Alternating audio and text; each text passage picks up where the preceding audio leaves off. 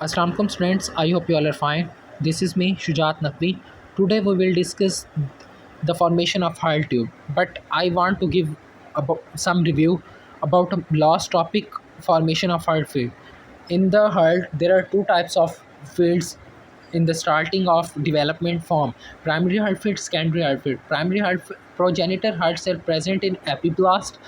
These cells move through primitive streak towards the visceral mesoderm and cause a hot-shot aggregation.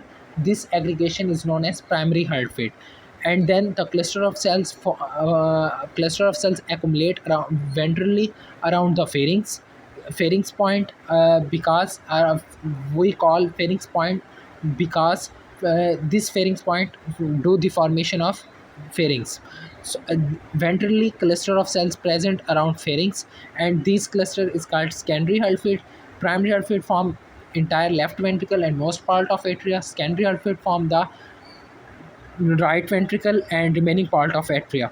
So cardiogenic area is formed from the mesoderm, because endoderm induce mesoderm to form the vasculogenesis. Vasculogenesis is the formation of blood vessels and cardiac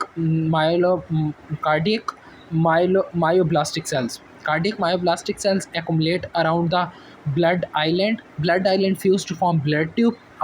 Externally around the blood tube, cardiomyoblastic cells formed, and the around the blood tube and cardiomyoblastic cells is specific cavity is produced. It is known as pericardial cavity.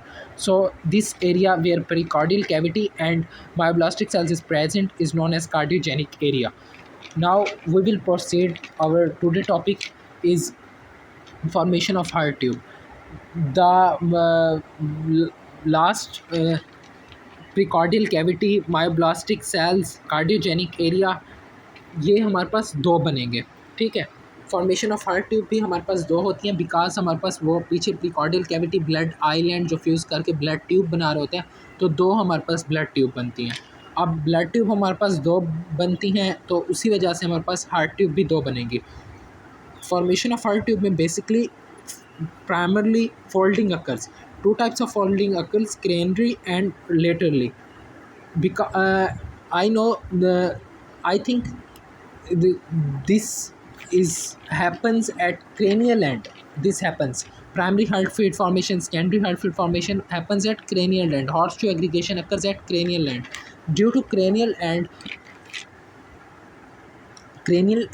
के बनने की वजह से, ठीक है, हमारे cranial end पे जो बन रहे हैं, क्रेनियल एंड पे हमारा सीएनएस सिस्टम ने बनना होता है, तो उसी की वजह से हमारी फोल्डिंग अकर होती है, ताकि ये हमारे थोरेसिक रीजन में आ जाए, हमारा क्रेनियल रीजन पे वो बन सके तो CNS system.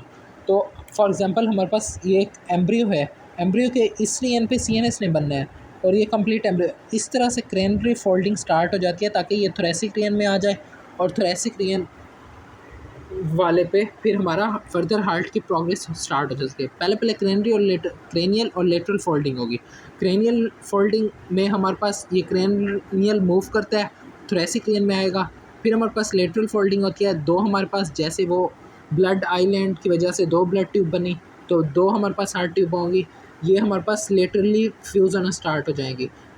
But at the caudal end they do not fuse, ये कॉर्डल एंड पे फ्यूज़ नहीं होते, अपर एंड पे क्रेनियल एंड पे फ्यूज़ हो जाएंगे। तो इसकी फ्यूजन होने के बाद इसके इर्द गिर्द सराउंडिंग में प्रिकॉर्डियल कैविटी वैसी की वैसी मौजूद है जैसे प्राइमरी हार्ट फील्ड और सेकेंडरी हार्ट फील्ड में मौजूद थी।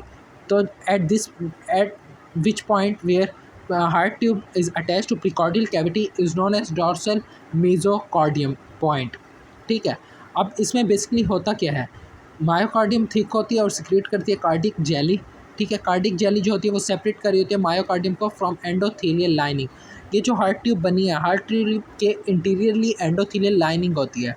ठीक है, दरमियान में हार्ट ट्यूब के होगी हमारे पास मायोकार्डियम, और लास्ट में हमारे पास होती है एपिकार्डियम। ठीक है, जो एपिकार्डियम कवर कर रही होती है, और एपिकार्डियम रिस्पॉन्सिबल होती है फॉर्मेशन ऑफ करोनरी आर्टरी की। ये जो हार्ट ट्यूब बनी है, इसी हार्ट ट्यूब में हमारी लेयर्स बनना प्रेजेंट होती हैं, एपिकार्डियम, मायोकार्डियम और एंडोकार्डियम, ये हमारी मौजूद होंगी, इसी में ही हमारी वो प्रेजेंट होती हैं। देन ये हमारी हार्ट ट्यूब, ये मैंने फर्दर डिफ्रेंशिएट करके दिखाया। हार्ट ट्यूब का जो प्रॉक्सिमल रीजन था वहाँ से ट्रंकस आर्टेरियोसिस, सेकंड में बल्बस कॉर्डिस, और फिर वेंट्रिकल, फिर एट्रिया, फिर साइनस विनोसिस।